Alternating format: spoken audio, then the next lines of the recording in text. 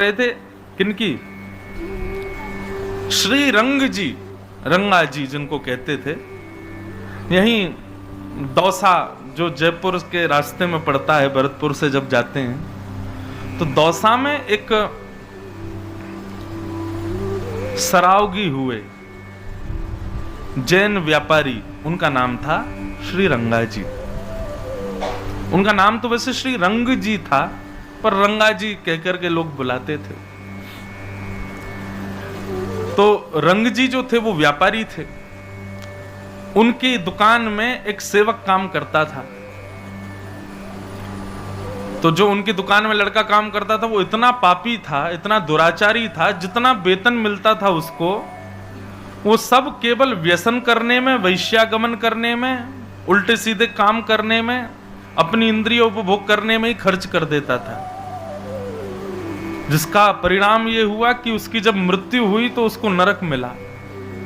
और नरक में भी साधारण नरक नहीं मिला, नरक में भी वो उसके पापों की जब लिस्ट यमराज ने देखी तो नरक में आने वाले पापियों का सरदार उसको बना दिया। वो तेरे भैया पाप इतने, तू तो इनको सरदार बनो रे, सरदार बना दिया। उसने कहा यमराज जी से मुझे क्या करना है? बोले यमलोक में पापियों को पकड़ के लाते हैं, तो कहां से कब किसको लाना है ये निर्देश तुम ही दोगे। तुमको संकेत मिला करेगा और तुम दूतों को भेजा करना, ठीक है। कभी कहीं से पापी उठवावे, कभी कहीं से। एक बार उसके पास में संकेत आया, बोले दौसा से एक पापी को लेके आना है। जैसे उसने दौसा नाम सुना, बोले अरे दौसा तो मेरी जन्मभूमि है, यहां मैं किसी दूत को नहीं भेजूंगा, यहां तो मैं ही जाऊंगा, अपने परिवार को देख आऊंगा और जिन सेठ जी ने मुझे धन देकर के मेरे सारे व्यसन पूरे किए उनको भी देख आऊंगा। तो वो पापी दौसा खुद आया एक पापी को लेने। उसने सोचा अभी समय है, उसकी मृत्यु 3:30 बजे होनी है, अभी तो 2 ही बजे हैं, तब तक क्या करें। बोले चलो सेठ जी को थोड़ा समझाए आते हैं। और वो सेठ जी के पास गया तो दुकान में कभी कोई वस्तु गिर जाए, कभी कुछ गिरे, तो उन्होंने कहा ये हो क्या रहा है। इतने में ही वो प्रकट हो गया। प्रकट हो तो सेठ जी बोले अरे भाई तेरी तो मृत्यु हो गई, तू कहां से आ गया? बोले रंग जी मैं तो आपको धन्यवाद देने आया, आपने मुझे बहुत वेतन दिया, मैंने आपका नमक खाया, परंतु आपके द्वारा मिले हुए धन से मैंने सारे गलत काम ही किए और उसका परिणाम ये कि मृत्यु के बाद में मुझे नरक मिला। रंग जी बोले भैया हमने तो तेरे नाम के नीचे स्वर्गीय लिखवाया था, हमें नहीं पता तू नरकीय बना है। बोले नरक तो मिला, लेकिन नरक में भी यमराज जी ने मुझे पापियों का सरदार बना दिया है, मैं इतना बड़ा पापी निकला।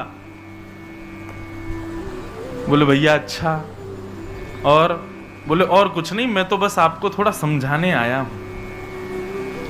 क्या समझाने आए हो? बोले मुझे सब पता है कि आप भी कभी कभी घपला करते हो अपने व्यापार में, आप भी कभी कभी जो है लोगों को मूर्ख बनाते हो। बोले हाँ भैया अब तुम तो जानते हो व्यापार में करना पड़ता। बोले नहीं, इतना सा भी पाप आपने यदि किया रंग जी तो फिर सोच लेना आपको भी नरक आना पड़ेगा और वहां मेरे हाथ से ही सोटे खाने पड़ेंगे। और तब आप यदि कहोगे कि अरे तू तो मेरी दुकान का नौकर था, मुझे मत मारे, तो मैं सुनूंगा नहीं फिर आपकी, क्योंकि यहां आप बड़े थे मैं छोटा था, नरक में मैं बड़ा हूं, आपसे ज्यादा पापी हूं ना, आपका स्वामी रहूंगा। तो मैं तो केवल आपको समझाने आया हूं कि भैया नरक मत आना, बहुत गंदी जगह है और नरक से यदि बचना है तो सुधर जाइए। जब ये प्रसंग में पढ़ रहा था ना बंधुओं, तो मन में एक आनंद सा प्रकट हुआ कि मतलब मानो श्री रंग जी को बचाना था, इसलिए ठाकुर जी ने सारी लीला की। नहीं तो रंग जी वही घपले की तरह अपना पूरा व्यापार करते रहते और एक दिन खुद भी नरक चले जाते। लेकिन ठाकुर जी कभी कभी किसी किसी को सांकेतिक रूप से बचाते हैं, उसके बाद भी व्यक्ति नहीं बचता तो ये उसकी जिम्मेवारी है। परंतु बंधुओं देखो, सांकेतिक रूप से किसी किसी को नहीं, सबको बचाते हैं ठाकुर जी। भरतपुर में कुछ हो गया, आप सबको पता चला कि भाई ऐसा ऐसा हो गया, तो एक प्रकार से आप सब सावधान हो जाते हो, वाले हम सावधान रहें, हमको ऐसा नहीं करना है। जब किसी की मृत्यु होती है ना बंधुओं, तब हम सबको संकेत मिलता है, इसने बढ़िया घर बनाए, खूब धन कमाया, खूब व्यापार किया, खूब गाड़ियां खरीदी, सब कुछ किया इसने जीवन में, लेकिन आज इसकी गति देखो, 4 लोगों के कंधे पर चढ़ करके जा रहा है। राम नाम सत्य है, गोविंद नाम सत्य है, कृष्ण नाम सत्य है। इसके लिए धन प्रायोरिटी था, इसके लिए घर परिवार सब कुछ प्रायोरिटी था, लेकिन आज इसके साथ कुछ भी नहीं जा रहा है। केवल राम का नाम बोलते हुए 10-15 लोग जा रहे हैं। उसी समय संकेत मिलता है, ये राम नाम सत्य है। हम क्यों बोलते हैं किसी की मरने पर, किसी की मृत्यु पर राम नाम सत्य क्यों बोला जाता है? बोलते तो सब हैं, लेकिन आज तक किसी ने पूछा नहीं कि क्यों बोलते हैं। जितने लोग जिंदे चल रहे हैं उनको सावधान किया जाता है, भैया धन सत्य है ना, परिवार सत्य है, बोले ना, पत्नी सत्य है नहीं, बच्चे सत्य है नहीं, सब कुछ था इसके पास, लेकिन देखो पीछे घूम करके कुछ भी साथ नहीं जा रहा है। सब लोग एक ही नाम बोलते हुए जाते हैं, क्या? केवल राम नाम सत्य है। इसलिए भैया जितने जीवित लोग हो, अब सावधान हो जाओ, थोड़े से संभल जाओ, सुधर जाओ, अब राम के नाम का आश्रय ले लो। इसलिए राम नाम सत्य बोला जाता है। पूरे नगर में बोलते हुए जाते हैं, जितने जीवित लोग हैं भैया, घर के अटारियों से जो देख रहे हैं, सब सावधान हो जाओ, केवल राम नाम सत्य है। इसके साथ कुछ भी नहीं जा रहा है, केवल राम का नाम जा रहा है, सब राम आश्रित हो जाओ। अब होता क्या है, 2-4 दिन तक के लिए तो लोगों में वैराग्य आता है, उसको बोलते हैं मरकट वैराग्य। कौन सा वैराग्य? मरकट वैराग्य। एक होता शमशान वैराग्य, एक होता मरकट वैराग्य। ये शमशान वैराग्य कैसा होता है? किसी की मृत्यु के बाद 2-3 दिन तक रहता है। संसार बड़ा भैया ऐसा ही है। कल मेरे संग गया था, चाय पी रहा था रात में, बढ़िया था, बिल्कुल कुछ कर ही नहीं रहा था, यूं कह रहा था बेटी पढ़ के आ गई, उसका ब्याह करना है, सब करूंगा। देखो क्या भगवान की रीति, देखो सुबह ही चला गया। ऐसा वैराग्य सब लोगों के भीतर आता है जब किसी की मृत्यु होती है, लेकिन फिर भी संभलते कितने लोग? 4 दिन का वैराग्य, उसके बाद सब लोग वही करने लग जाते हैं जो वो करके गया है। संकेत हम सबको दिलाते हैं ठाकुर जी, पर हम संभलते नहीं। भगवान ने धन्ना जी वो दूत गया और जाकर के बोले कि रंगा जी आप संभल जाओ, ये गपलाबाजी सब बंद कर दो, नरक आना पड़ेगा नहीं तो आपको। रंगा जी ने पूछा, तेरा परिवार भी रहता है यहां पर, तू सबको छोड़ केवल मुझे ही ज्ञान देने क्यों आया? बोले क्या पता ठाकुर जी की शायद इच्छा होगी, जब मैंने सुना कि दौसा से किसी को लाना है तो मैंने सोचा आपको बता चलूं कि संभल जाओ। बोले क्या, किसको लेने आए हो? बोले एक बंजारा रहता है 3री गली नंबर में। बोले हाँ, वो भी बड़ा दुष्ट है, मेरे जैसा ही पापी है। अच्छा, उसको बनाया पापी मैंने ही था, मेरे संग ही रहता था वो, उसी को लेने आया हूं। बोलो वो तो बढ़िया घूम रहा है, उसको तो कुछ नहीं। बोले नहीं, वो अभी बैलगाड़ी लेके जाएगा, उसको बैल पागल हो जाएगा और बैल जो है सींग मारेगा, उस सींग के हृदय में जाते ही उसकी मृत्यु हो जाएगी, उसके सींग पे जाके मैं बैठूंगा, अभी समय हो गया। इतने में ही वो गया, सामने से देखा वही बंजारा आ रहा था, उसका बैल अचानक से पागल हुआ। बैल को संभालने के लिए जैसे ही आगे आए तो बैल ने अपना सींग मारा, उसका हृदय विदीर्ण हो गया और उसकी मृत्यु। बस ये दृश्य देखते ही रंग जी तो संभल गए। उसी दिन से उन्होंने अपना भजन बढ़ा दिया और इतना भजन किया, इतना भजन किया, तुरंत गुरु आश्रित हो गए। श्री रामानंदाचार्य जी के वंश शिष्य परंपरा में जाकर के उन्होंने दीक्षा ले ली। व्यापार करते थे लेकिन कृष्ण नाम, राम नाम और भगवत नाम गाते हुए करते थे। छल कपट बाजी ये सब कुछ छोड़ दिया उन्होंने। और एक बात बताएं, भक्ति यदि परिपूर्ण रूप से जीवन में आएगी ना तो सब छोड़ना नहीं पड़ेगा। ये छल कपट बाजी सब अपने आप छूट जाएगी। जो भक्ति युक्त नहीं है उसको समझाना पड़ता है कि भाई ये गलत काम है, इसको छोड़ दो। भक्ति युक्त होते ही छोड़ना नहीं पड़ेगा, अपने आप छूटेगा। मैं अपनी कथाओं में कहा करता हूं, नित्य तिलक लगाने वाला व्यक्ति, नित्य हाथ में कंठी माला रखने वाला व्यक्ति, नित्य धोती पहनने वाला व्यक्ति, उसको भगवान मिलेंगे ये जरूरी नहीं, पर गलत कामों से अपने आप बचता हुआ चला जाएगा। ये तिलक, ये कंठी माला, ये स्वरूप, ये बचाता है दूषित कर्म करने से। बाहर लगी हो यदि गोलगप्पे की दुकान, आप जाके खा सकते हो, मैं नहीं खा सकता। मैं यदि गोलगप्पे की दुकान पर खड़ा भी हो गया, 4 लोग खड़े और हो जाएंगे, गोलगप्पे वाला भी सोचेगा आए आए पंडित जी गोलगप्पे खाओगे। क्यों? स्वरूप से ही उसको लगेगा कि ये कैसे आ सकते। तो कई जगह दूषित स्थानों पर जाने से आपका वैष्णव स्वरूप ही आपको रोकेगा। भक्ति का मतलब केवल भगवत प्राप्ति ही नहीं होता बंधुओं, भक्ति का मतलब जीवन में सुधराव भी होता है। भक्ति जब जीवन में आती है तो आप सुधरने का प्रयास करोगे नहीं, अपने आप सुधर जाओगे। प्रयास तो मानव को करना पड़ता है, भक्त को नहीं करना पड़ता।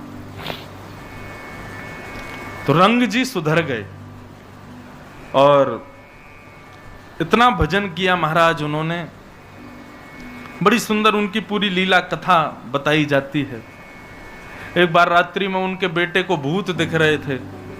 उसने जाके पिताजी से कहा, पिताजी मैं जहां सोता हूं वहां रात्रि में भूत दिखाई देते हैं। तो रंग जी बोले, रुक जा, तेरी जगह मैं सोता हूं। तो बेटे की जगह रंग जी सो गए। रात्रि में जैसे ही भूत आया, तुरंत महाराज हाथ में जल लेकर के राम नाम से उसको मारने लगे। इतने में ही प्रेत प्रकट हो गया। बोले, भगवान मैं आपकी कृपा पाने के लिए आ रहा हूं।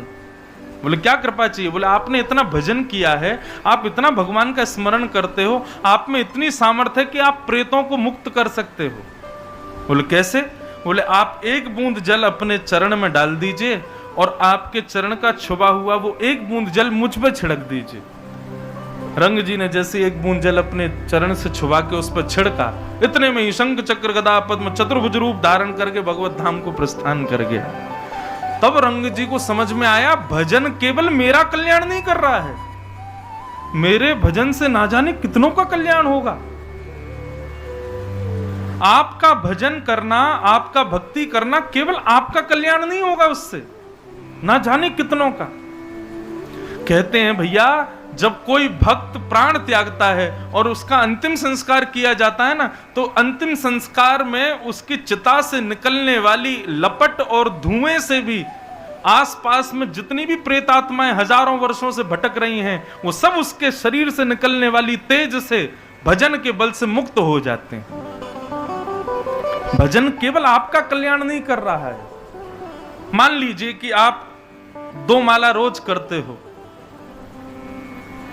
और माला करने के बाद आप नगर में जाते हो, तो आपकी दृष्टि जिस पर पड़ेगी उसका एक एक पाप नष्ट होता चला जाएगा आपकी माला के प्रभाव से। भजन करना तो सबसे बड़ा सत्कर्म है संसार का।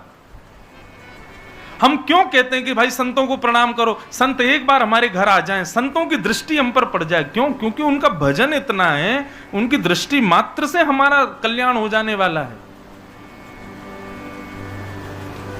इसलिए जो लोग आजकल प्रामाण्यवादी लोग हैं ना, वो लोग कहते हैं कि अरे आप दुनिया के लोगों को कहते हो भजन करो, अरे कर्म करने का उपदेश किया करो। मैंने कहा भाई अभी इस फिलॉसफी को तुम जान नहीं पाओगे। भजन का मतलब केवल भगवत प्राप्ति नहीं है, भगवत प्राप्ति तो मुख्य उद्देश्य है ही। मेरे पूज्य नाना जी पंडित श्री कृष्णलाल शास्त्री जी, वो भी भागवत के वक्ता थे, इतनी सुंदर बात कहते थे। वे कहते, लाला तेरे पिताजी, तू या फिर मैं, हम लोग भागवत के वक्ता बने हैं, इसमें पता हमारे पूर्व जन्म का कितना पुण्य है। मैंने कहा नाना जी कितना पुण्य है? बोले लाला श्री सूरदास जी, मीराबाई, तुलसीदास, रैदास, ये सब भक्त, ये कभी राह पे चल रहे होंगे और उसी राह से पूर्व जन्म में मैं, तू, हम लोग भी साधारण मानव की तरह घूमते हुए जा रहे होंगे, और तभी सूरदास, तुलसीदास, मीराबाई जैसे भक्तों ने हमको एक बार देख लिया होगा। उनकी एक बार दृष्टि का ये प्रभाव हुआ कि अगले जन्म यानी कि इस जन्म में हम वक्ता बन करके आए। हम पर ठाकुर जी की इतनी कृपा है कि हम उनकी कथा सुना पा रहे हैं। केवल इतना पुण्य है कि एक भक्त ने हमको पूर्व जन्म में देखा और उसका परिणाम ये हुआ कि इस जन्म में हम भगवत वाणी सुना पा रहे हैं। जब नाना जी ने ये बात मुझे बताई तो मेरे रोए रोए खड़े हो गए। बोले कि उनकी चरण सेवा तो बहुत दूर की बात है, उनकी सेवा, उनकी चरण सेवा, उनका सत्संग हमने नहीं सुना होगा, बस राह चलते ऐसी गलती से उनकी दृष्टि हम पर पड़ गई होगी, उसका परिणाम है ये। सोचो, आप सब भी यहां बैठ के कथा सुन रहे हैं, मतलब आप सब पर भी आपके पूर्व जन्मों में कभी ना कभी किसी भक्त ने कृपा की होगी, कभी देख लिया होगा, कभी हाथ फेर दिया होगा, अपना प्रसाद दे दिया होगा, कुछ ना कुछ तो कृपा हुई है। उसी का परिणाम है कि हम आप सब श्रोता और हम वक्ता बन के यहां बैठे हैं। इसलिए भैया भजन करना प्रारंभ करो, ठाकुर जी का नाम गुणगान करना प्रारंभ करो। क्यों? उससे केवल आपका नहीं, आप जिसको देखोगे उसका कल्याण होगा, उस पर कृपा होगी। सत्संग का मतलब केवल प्रवचन सुनना नहीं होता, सत्संग का मतलब जो भजन करे हम उसके संग रहें, उसका प्रभाव हम पर पड़ेगा। तो श्री रंग जी ने जब ये देखा तो देख करके बड़े आनंदित हो गए। बोले जय हो भैया, हमारे भजन से इतना कल्याण हो रहा है प्रेतों का। इस प्रकार रंग जी का चरित्र सुनाया गया। तो ये मैंने चरित्र क्यों सुनाया कि भैया दो तीन बातें इससे प्रमुख हैं। पहली बात, भगवान कई बार दूसरों के साथ ऐसी लीला करते हैं, हमको वो दिख जाती है, मानो ठाकुर जी हमको सावधान करना चाह रहे हैं। दूसरी बात ये समझ में आई कि जो भगवत भजन हमारे मन में प्रकट हुआ, ये हमारे आपके चाहने से नहीं हुआ है, ठाकुर जी के चाहने से हुआ। तीसरी बात ये समझ में आई कि भगवत भजन से केवल गौरैया पक्षी देखा आपने? एक पक्षी होता है, उसका नाम होता गौरैया। एक बड़ी सुंदर एक कथा मैंने कहीं पढ़ी थी कि गौरैया पक्षी समुद्र के तट पर एक वृक्ष पर उसका घोंसला था, वहां वो रहता था। और जो वृक्ष था वो एक मंदिर के परिसर में था, समुद्र के तट पर।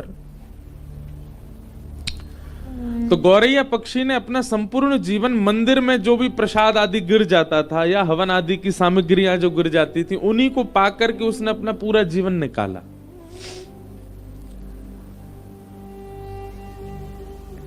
कुछ समय बाद उसके छोटे छोटे अंडे हुए घोंसले में। गौरैया पक्षी जाता मंदिर परिसर में, कहीं कोई यज्ञ हो रहा होता, किसी व्यक्ति के हाथ से प्रसाद गिर जाता या लोग बाग दाना डाल देते, तो मंदिर परिसर से इकट्ठा करके वो पाता था। छोटा सा पक्षी होता गौरैया। एक दिन ज्वार भाटा आया, प्रचंड ज्वार भाटा समुद्र में, और उस ज्वार के कारण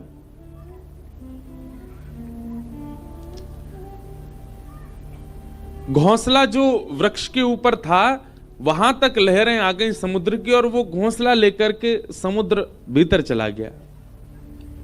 गौरैया पक्षी जब लौट करके आई तो उसने देखा कि मेरा घोंसला तो चला गया। समुद्र के तट पर जाकर के समुद्र नारायण भगवान से हाथ जोड़ के प्रार्थना करने लगी। बोले मुझे दिख रहा है मेरे बालक अभी तैर रहे हैं आपके ऊपर थोड़ी दूरी पर। मैंने कुछ बुरा नहीं किया, कुछ गलत नहीं किया, मेरे मन में किसी के प्रति दुर्भाव नहीं है। हे समुद्र नारायण भगवान, आप साक्षात भगवान के स्वरूप हो, मेरी प्रार्थना स्वीकार कीजिए, मेरे घोंसले वापस लौटा दीजिए। मेरे बालक निर्दोष हैं, अभी उन्होंने जन्म भी नहीं लिया।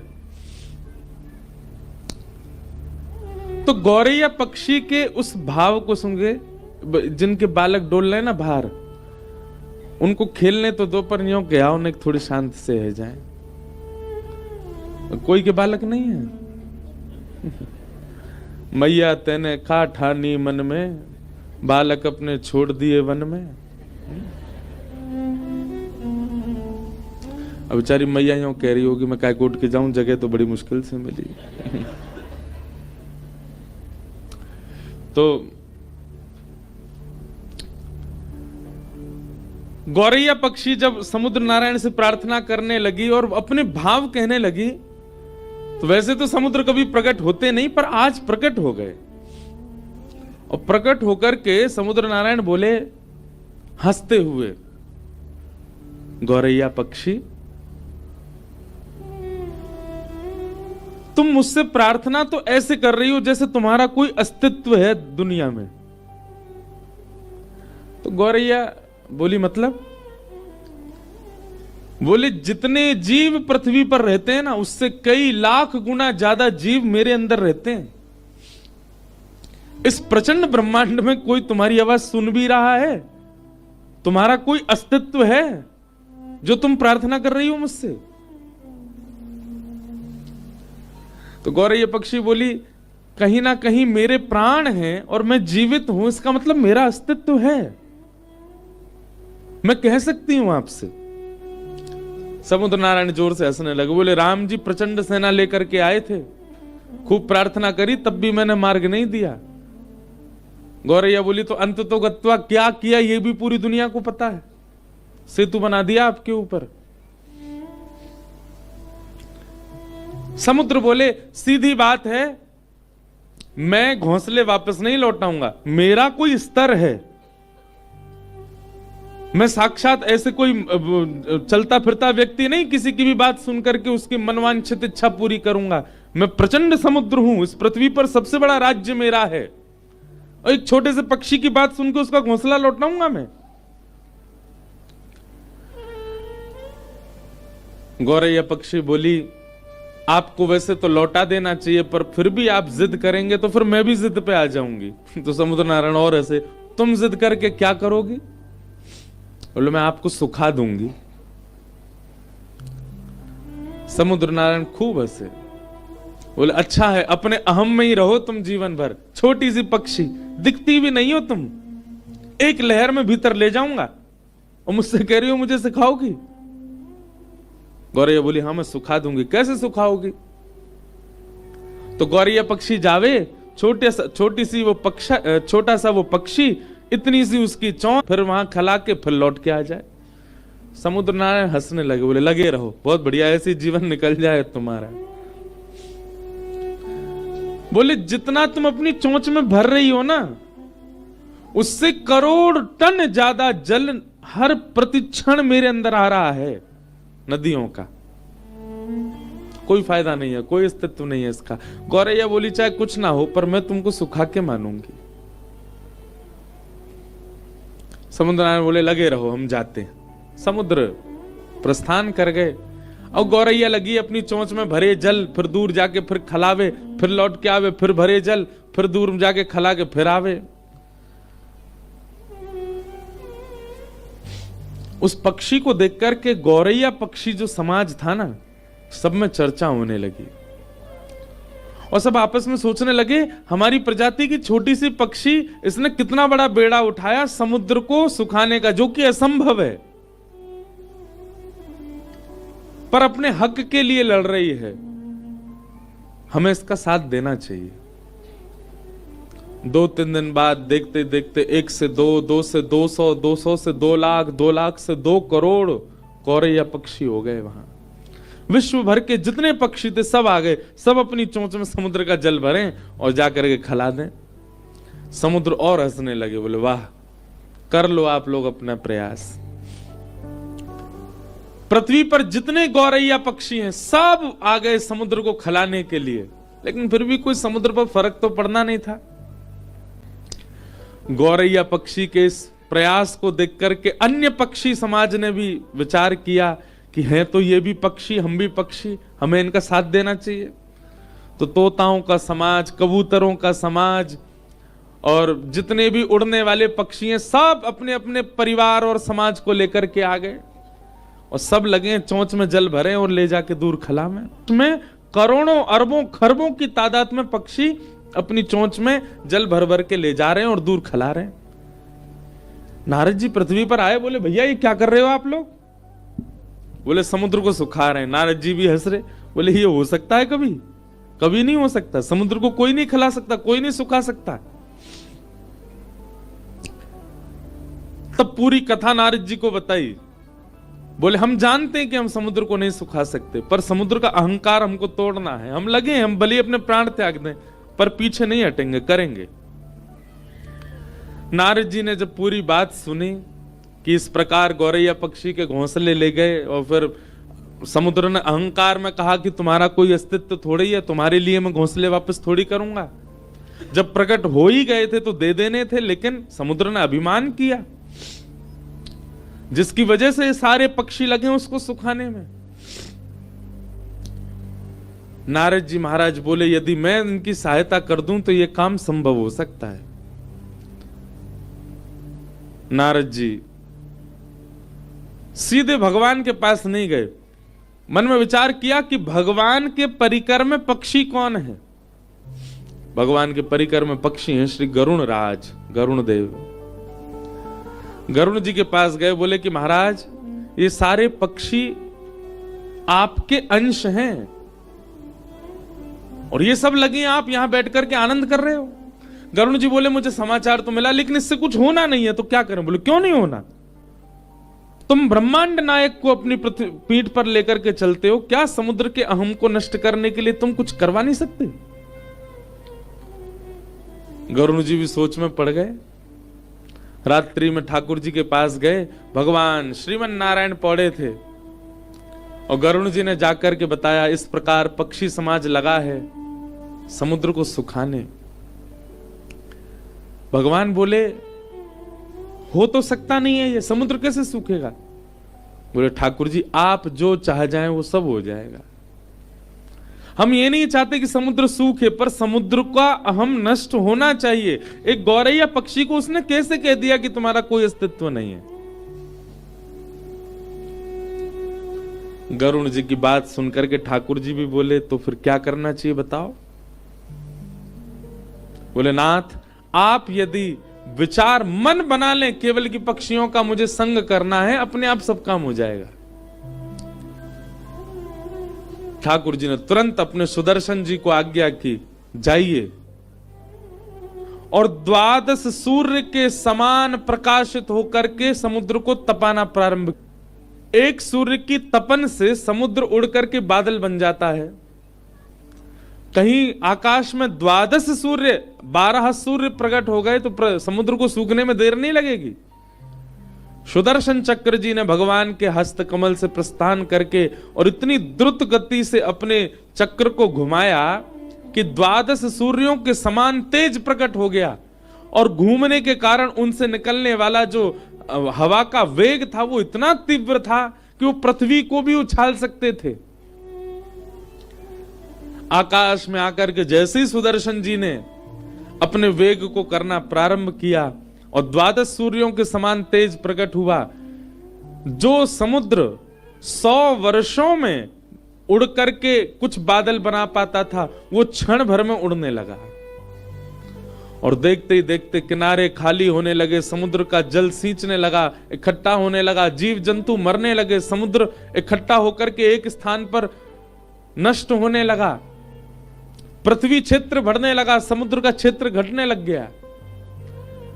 समुद्र ने जब ये स्थिति देखी स्वयं की, प्रकट हो गए, प्रकट होकर के त्राहि माम कहकर के नारायण का स्मरण किया। भगवान ने प्रकट होकर के समुद्र नारायण से कहा अहम शून्य हो जाइए। पृथ्वी पर जिसका स्वरूप बड़ा है उसका अस्तित्व होता है, ऐसा नहीं है। इस पृथ्वी पर यदि चींटी जीवित है तो उसका भी अस्तित्व है, उसकी रक्षा भी मैं कर रहा हूं। आप उसके प्रति भी ये भाव नहीं रख सकते कि उसका कोई अस्तित्व नहीं है। एक चींटी रहती है, वह भी बालकों को जन्म देती है, ठाकुर जी कहते हैं वहां भी मेरी दृष्टि जाती है, उसको भी मैं देखता हूं। इसलिए समुद्रदेव आप अपने विकसित रूप का अभिमान मत कीजिए। गौरैया पक्षी भले ही रूप में छोटी हो, पर उसकी निष्ठा और उसका कर्तव्य इतना श्रेष्ठ है कि वो आपको सुखाने के लिए तत्पर है, और उसकी निष्ठा कर्तव्य से प्रसन्न होकर के मैं भी उसका संग दे रहा हूं। समुद्र नारायण क्षमा मांगने लगे, बोले क्षमा कर दीजिए, मैं आज के बाद आपसे निवेदन करता हूं कि मैं कभी भी इस प्रकार के अहम में नहीं रहूंगा।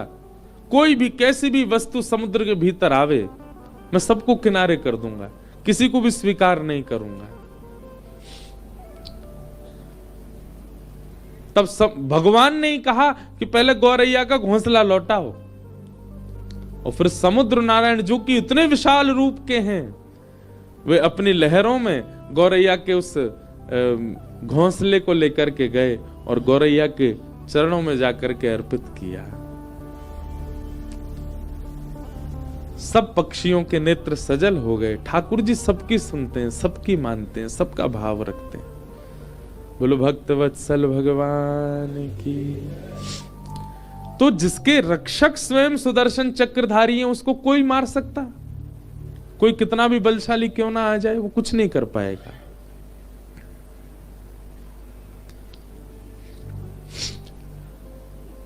सोते हुए 5 पांडवों को मारने के लिए अश्वत्थामा गए, पर भगवान पांडवों को लेकर के कहीं और चले गए। द्रौपदी के 5 पुत्र मार दिए।